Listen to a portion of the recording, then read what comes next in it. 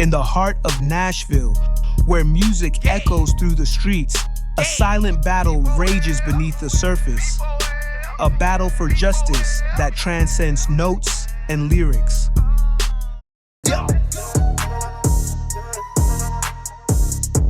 We've heard the struggles of those living between the highways, food deserts, unsafe streets, and toxic environments, grappling with the tangible repercussions of living in communities that are too often overlooked.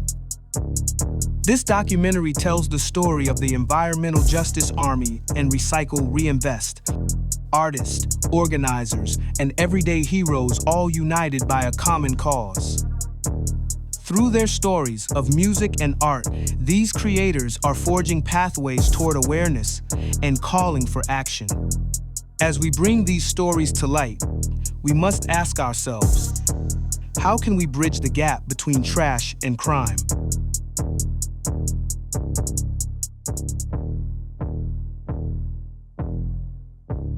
If you stem all the way back from slavery, if you go to look at Jim Crow laws that encourage segregation, and if you go to the redlining that also played, a part in this, those three practices are kind of the precursors to why we have the community divestment, the lack of people having a level of self-care, self-worth in these communities.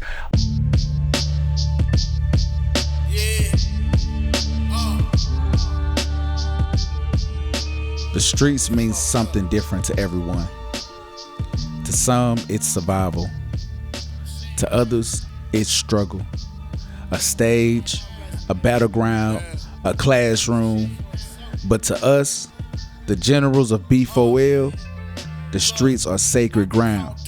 We come from it, we speak for it, we fight for it.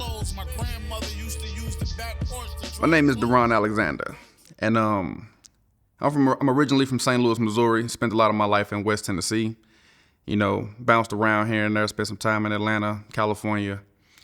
Just moved around. And how I got introduced to B.4.L, I actually got introduced to B.4.L through the idea phase in prison. My name is Lloyd Goldie. People call me Goldie, Charisma. As part of the Recycle Reinvest program, I am the program coordinator for the Soil Soldiers, and I'm from Nashville, Tennessee.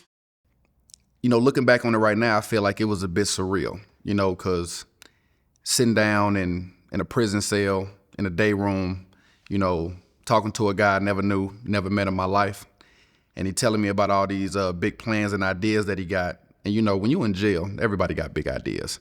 Everybody got big plans. I grew up in the streets. We from South Nashville, but we lived a lot in Hardin Place too. And, Hardin Place is a little hood in itself. So, growing up around it and kind of seeing my mom struggle after my dad died, then, I just stuck my toe off in the streets, see if I could swim. What makes a kid want to be involved in the streets? What is it that's so alluring about the street life or the criminal life that would draw so many of our youth into it?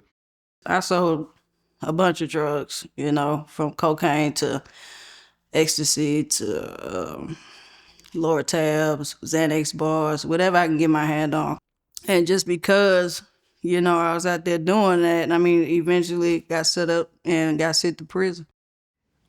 When you're a youth in, the ghetto, inner city, whatever you want to call it, you're going to look up to the person that gets the most respect. Who gets the most respect in the ghetto? It's the guy with the cars, the guy with the clothes, the guy with the jewelry. It's the criminals. It's the gangsters, the killers, it's the drug dealers, it's the gorillas. You got older guys in the neighborhood who plumbers, electricians, carpenters, construction workers, what have you. Good, honest, hard-working men. And they come home, they pull up in the same neighborhoods that you see those drug dealers in, and nobody's applauding them. Nobody's running up to them to say, hey, nobody's, they're not admired. So their professions or their way of living is not really as intriguing. I believe it's things like that that begins to develop and form a young mind and to want to, be a part of the criminal lifestyle.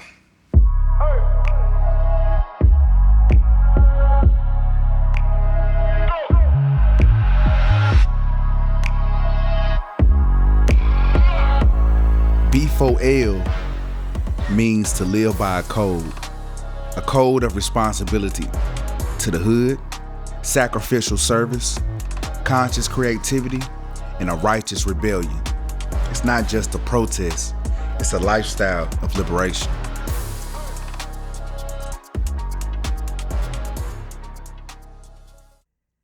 So B4L, which actually stands for Bang for Liberation, is a environmental justice and sustainability-based movement led by justice-impacted individuals. But it's not the first movement to align the values of street culture and sustainability. I was not aware of the environmental justice movement while I was incarcerated. It is very important that we not only reach back to the youth, but we connect and uplift adults who have also been impacted by the justice system.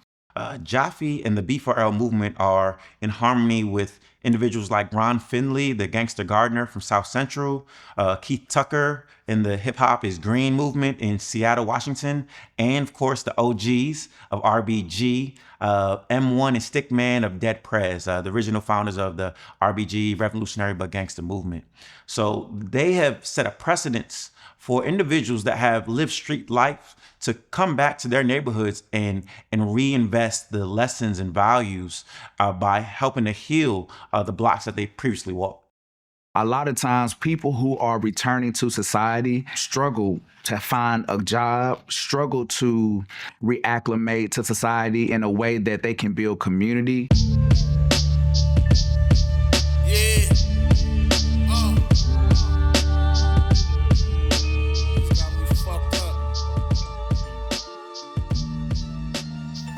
Guns down, boots on the ground.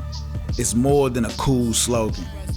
It's a shift from harm to healing, from reaction to rooted resistance. Since kids today trade hollows for holidays, we strive to trade violence for a vision, standing shoulder to shoulder and building trust from the ground up. We start with what we have, we meet people where they are, and real change grows in relationships through presence, patience, and repeatedly showing up. This is how we bang for liberation. My introduction to B4L was through Jaffe Judah. I met him at a show, actually, and we just kind of clicked and did a couple programs with Ether. And he told me about what he was doing. So I started doing cleanups, and he told me about the B4L fest that he do every year. So started volunteering my time, doing whatever they need at the festival. And so now we're doing music, doing the festival again, and a lot more. What B4L is today, it ain't what it once was in the beginning, because like I said, it was an idea. And to watch it gradually grow throughout the years and turn into what I feel like is a mega machine right now, I can't do nothing but take my hat off to it.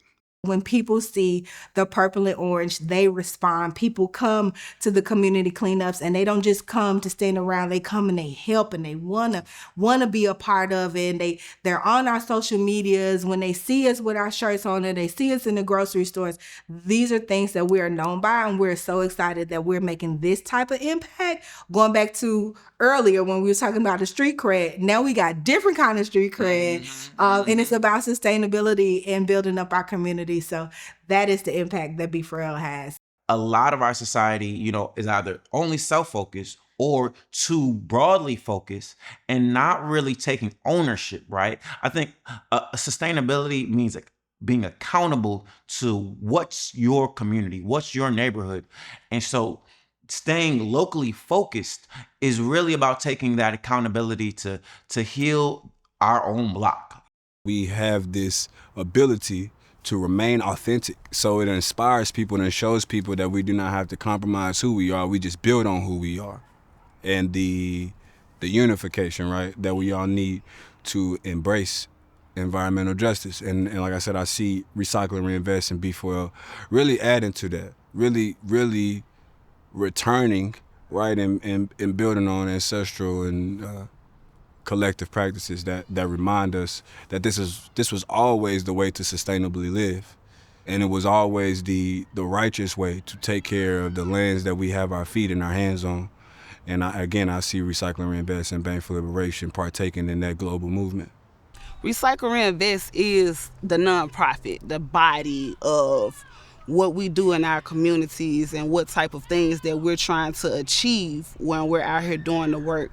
B4L is more like the movement. We are the heart. We are the people who push the initiatives. We are the ones who come together and from many different backgrounds, many different ideas, we come together and share heart on the same type of ideas that we can push and move forward in the communities. And what we do is as an organization, we're not scared to stand on the front line and be change makers.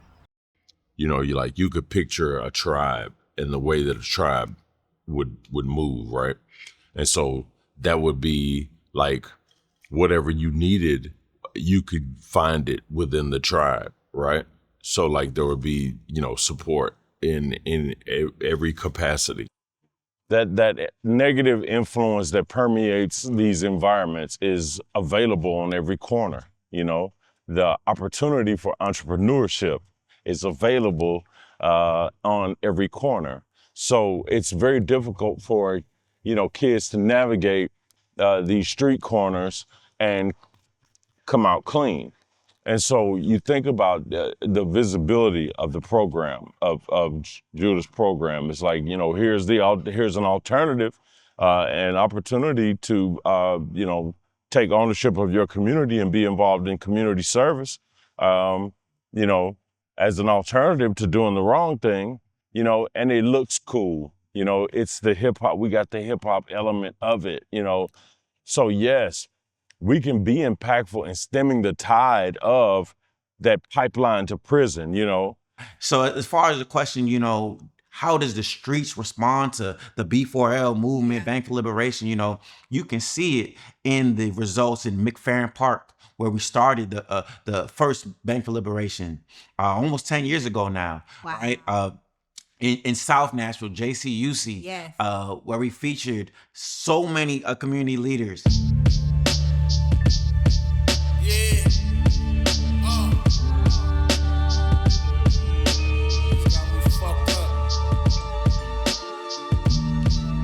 To bang for liberation means to stand on the front lines of justice, organizing in the streets, empowering the youth, protecting our communities, and resisting all forms of oppression. It's militant love in action, from community cleanups to education, food sovereignty, and cultural healing. When you live in an environment that is not clean or doesn't have the resources that people living in that neighborhood need to thrive, having access to, healthy food options, having neighborhoods that are clean, that are livable, that ensure that people actually want to come outside and play instead of being scared about violence, having access to good schools, having access to basic housing, right? Housing that's dignified and that make sure that people are living in, habitable standards. Yeah. So these kinds of things are like the basic founding block of health. And so when you live in an environment that doesn't have all of these resources, people living in that neighborhood feel like they don't matter. Jefferson Street was once home to a vibrant and thriving African-American community. There were numerous businesses, homes, and clubs showcasing the musical talents of many historical black artists. But an interstate highway changed the face of this once prominent street. Our special reports honoring Black history continue with News 2's Miranda Whittington. She shows us the changes Jefferson Street navigated through the years. What life used to be like on Jefferson Street. The I-40 change, it split up the black neighborhood. Jefferson Street, all the way down to 10th through 10th Avenue, down in about Ninth Avenue and all that. It used to be able, you can drive all the way through to get to Jefferson Street, Mary's Barbecue. Now all of them things they had to move to be able to handle the neighborhood, because when they built the interstate, they did it to call themselves stopping us, to inconvene y'all. But they didn't inconvene us, they just made us stronger. The way that our cities in the United States are designed and function are a direct byproduct of explicit and implicit decisions that were made throughout the 1900s and into current times. So historic policies like redlining, the construction of highways, and a lot of implicit decisions like where resources were going to be invested. This is an issue of access. And I think that the way that we are advocating for that is first and foremost putting those historical barriers, the injustices that have come before, like you said, the kind of systemized environmental racism. We need to make sure that that is first and foremost, we are educated upon that. Nashvillians need to know what has come before so that we don't repeat those mistakes, but we also build more deliberately the entire city.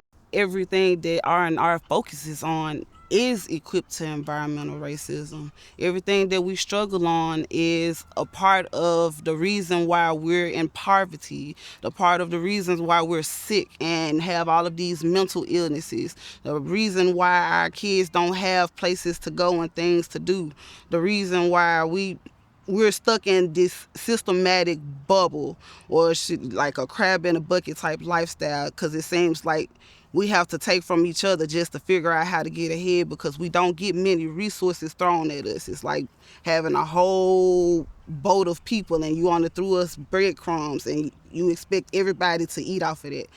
We're not going to survive. So what Recycle Reinvest does is we focus on all of those different things that hinder us from growing.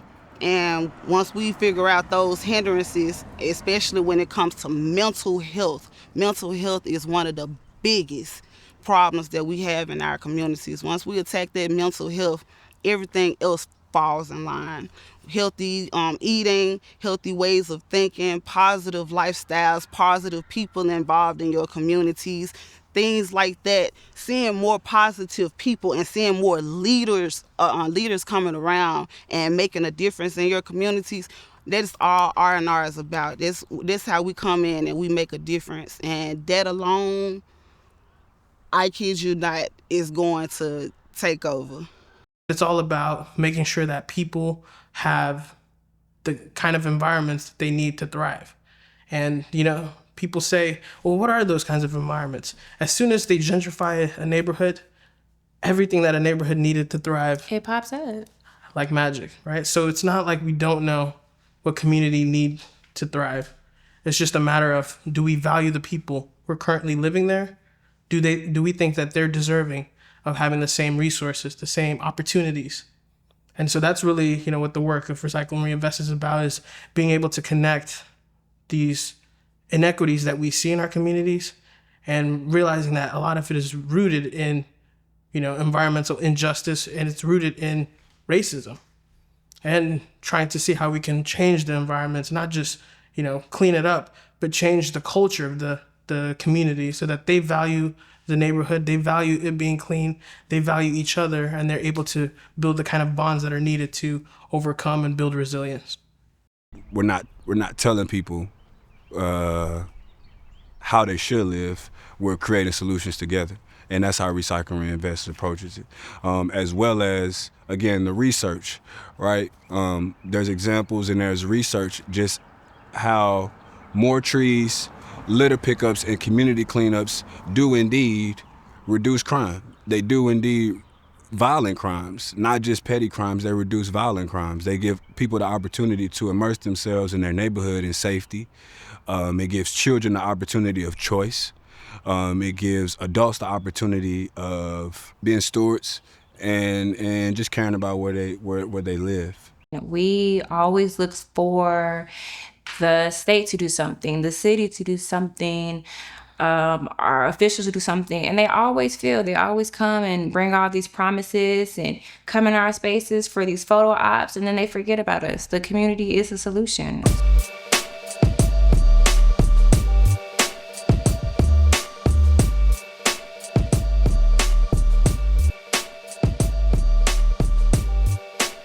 If you could tell me one highlight of your journey since you started Recycle and Reinvest, if you could think of one moment where you was like, I'm doing something fulfilling, I'm doing what I'm supposed to do, and it's filling my heart. Seeing the impact that we have with reaching multi-generations and diverse crowd of people, and also just being able to be in a position of where when we leave communities, people take on these habits of cleaning up their community before we even arrive. And sometimes when we are arriving on site, man, they already standing outside waiting on us. Wagwan family, this is Raj Jaffe Judah, Executive Director of Recycle Reinvest and the General of B.4.L. Hey, October 19th, we are doing our Environmental Justice Festival, and I would love for everyone to come out and come celebrate with us. This is our 7th annual Environmental Justice Festival. At first, it wasn't gang banging. At first, we were just a clique. You know what I'm saying? We was called the Warriors, you know what I'm saying? And it was so lame. But, the Warriors grew into us being, criminals. And as criminals, we started to become, the streets started to become more intense. And things started happening at a faster pace. So it's like a part of it was like an interest. Then another part of it was I wasn't even interested in certain elements because I didn't know about it, and I just got caught up in the whirlwind. So now I'm stuck with it. And sometimes when you feel like you don't have no other options and you stuck, you just stay with something. And unfortunately and fortunately, I had to stay with it. I had to stick with the choice that I made to be involved in the game. I had to stick with the choice I made to be involved in the streets. And those choices did not turn out for the best. Growing up, I didn't appreciate my blackness. I didn't appreciate the fact that I was black. I was kind of like, used to shy away from it, or I used to like downplay it. Self-hate.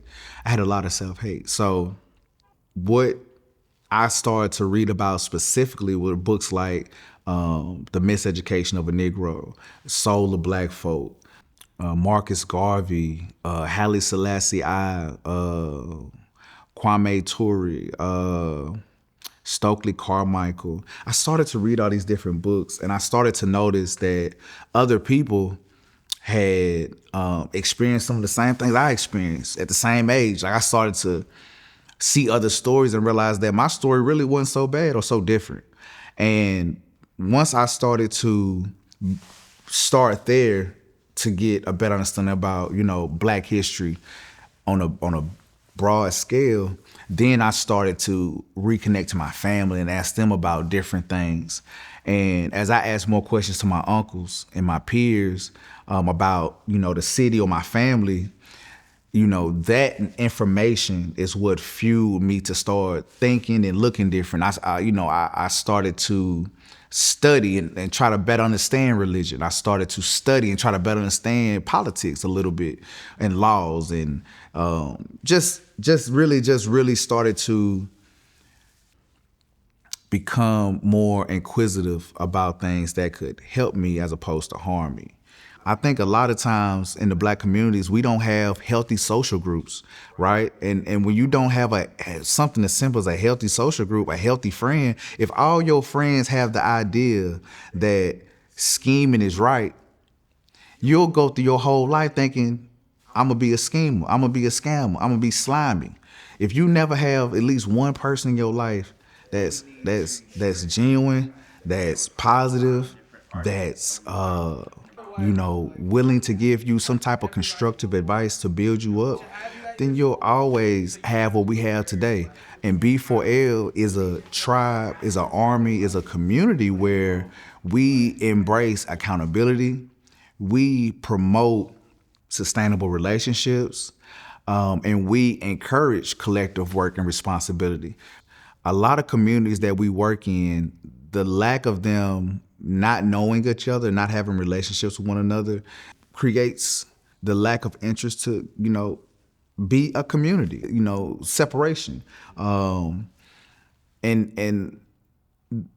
the more that we are separated, the more that we are seeing me, or just we're contributing to the illness. So the way that B4L is beneficial to the Black community specifically is that we are here to heal the divide, right? And as we heal the divide, along with our partners, we will counter the crime rate. We will be able to steer youth away from, choosing alternatives such as the streets.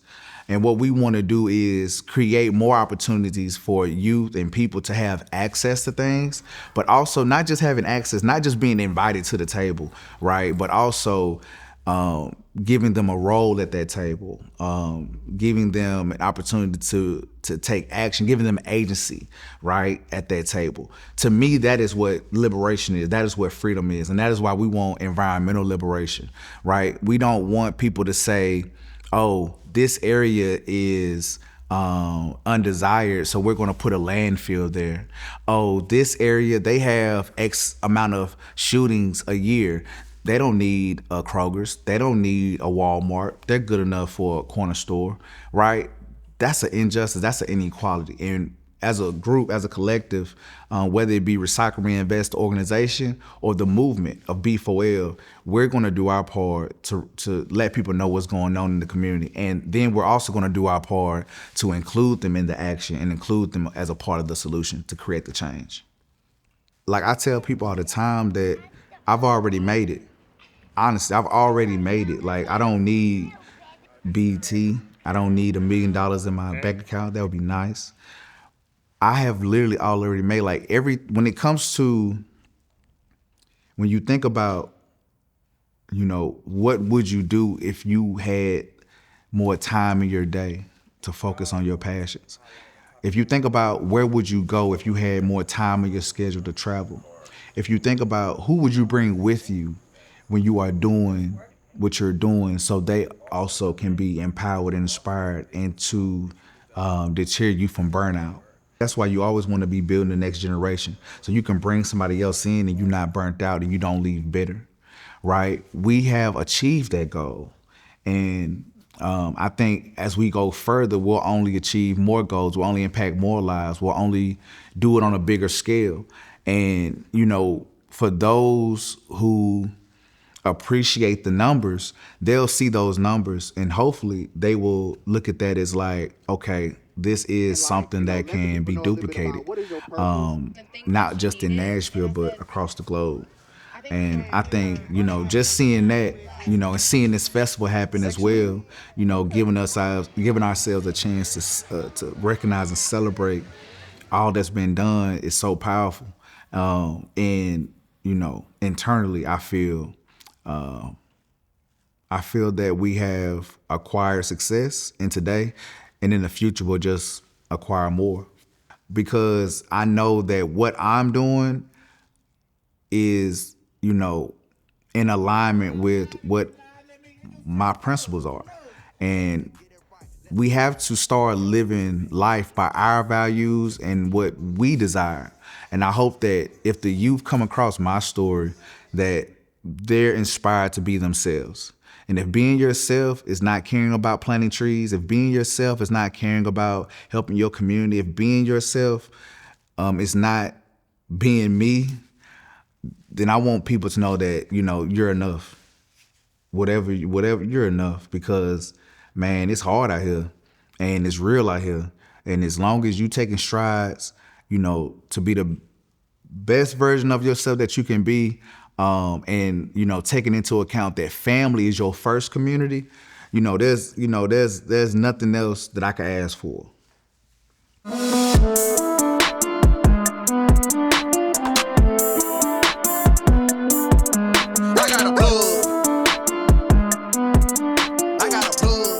I can't breathe.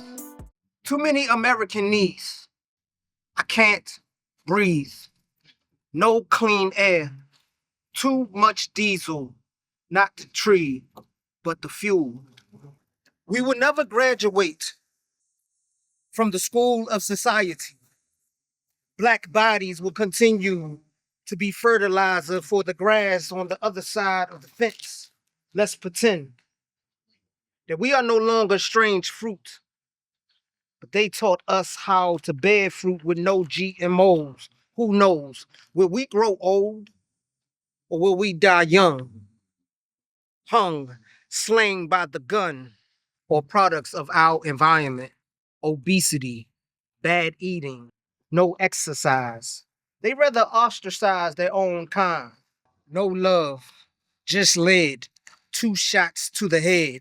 So much waste. One man's trash is another man's treasure. Can we stop this cycle for Mother Earth? Let's recycle and invest. I got tired of no change. So I got with Jaffe. He said, let's bang for the liberation of our people. Mission accepted. Let's work.